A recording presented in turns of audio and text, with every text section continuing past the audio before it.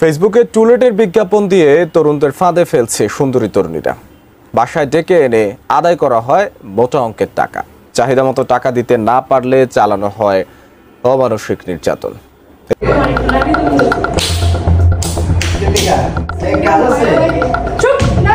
Subject একটাই, screenshot.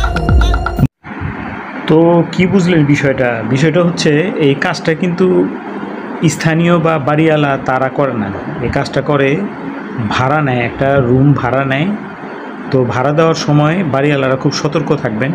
Voter ID card এবং বিশেষ করে মেয়েদেরকে ভাড়া না দেওয়াই ভালো। হ্যাঁ, মেয়ে মানুষ মানে এটা প্যাঁচ লাগাইতে থাকে আর কি। সব মেয়ে না, কিছু মেয়ে আছে এগুলি প্যাঁচ লাগায় সারাদিন। তো আপনারা এরকম ভাড়া দিলে এরকম দেখে দিবেন। এই যে কাজটা দেখছেন কি করে, এরকম একটা রুম নেয়, রুম নিয়ে তারা আবার নিজেরা টুলেট লাগায় যারা দেখতে আসে তাদেরকে মেয়েদের উত্ত্যক্ত করে, তাকে মারে ধরে তার সব কিছু নিয়ে নেয়। তো সাবধান, বি কেয়ারফুল।